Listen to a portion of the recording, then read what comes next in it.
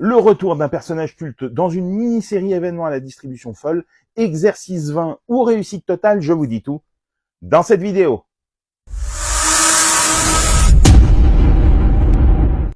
Salut à tous, dans cette nouvelle vidéo, je vous parle de Zorro, la nouvelle série de Paramount+ diffusée à partir de ce vendredi 6 septembre et prochainement sur France 2 et qui réunit rien moins que Jean Dujardin, Audrey Dana, Grégory Gadebois, Eric Elmosino et André Dussolier.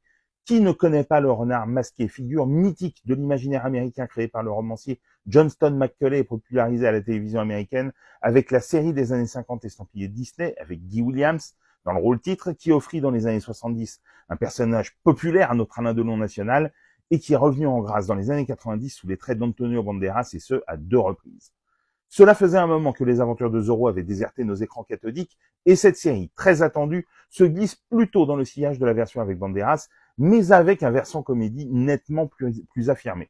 Car c'est Jean Dujardin qui enfile la panoplie de Zorro et les costumes rutilants de Don Diego de la Vega, et l'acteur d'OSS 117 reste fidèle à son ADN. Son Zorro vieillissant, qui a quitté les affaires depuis 20 ans, vit toujours à Los Angeles en Californie en 1821, alors province du Mexique, et Diego succède à son père en tant que maire de la ville, jusqu'à ce qu'un notable, Don Emmanuel, à Proguin, fasse tout pour s'accaparer les recettes de la ville.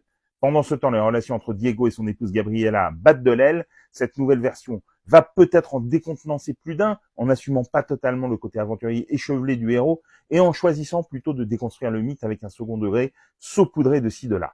On est là, plutôt dans une série qui se veut drôle et qui n'y réussit que partiellement, entre un humour poussif et à la lisière de la parodie. Plutôt idiot, le Don Diego de Dujardin a du mal à susciter une réelle empathie, même si ce n'est pas désagréable non plus, et le parti pris de le voir s'embourber avec sa double identité est plutôt bien vu. Mais les interactions entre Dujardin et ses partenaires ne sonnent pas toujours justes, même si chacun s'avère être un soliste remarquable. Au bout du compte, ces 8 épisodes sont parfois trop déséquilibrés, l'humour se positionnant clairement au détriment de l'action. Non pas que la série soit ratée, mais on peut regretter un scénario un peu trop lâche par moments et des situations comiques un poil trop poussées. La direction artistique est quant à elle réellement flamboyante, usant de couleurs chamarrées et d'une photographie sublime, mettant en valeur des décors éblouissants et des costumes magnifiques. Les créateurs de ce Zorro 2024, Noé Debré, le réalisateur du Dernier des Juifs et qui se trouve derrière la série Parlement, et Benjamin Charbit, ont bien cerné la bêtise de tout ce petit monde et ils sont bien aidés par Eric Elmosino et Grégory Gadebois notamment, en forme olympique. La très bonne Audrey Dana forme un tandem qui fonctionne avec un Jean Dujardin qui, s'il reste dans une zone de confort qu'il maîtrise, n'en démontre pas moins des capacités d'adaptation et d'élégance. Si la surprise n'est pas forcément au rendez-vous de ce Zorro, on passe un bon moment, mais avouons-le, on en attendait plutôt un grand. Zorro avec Jean Dujardin est diffusé sur Paramount+ ce vendredi 6 septembre. Dites-moi en commentaire si vous l'avez vu et ce que vous en avez pensé. Et sinon, si cette vidéo vous a donné envie de le découvrir.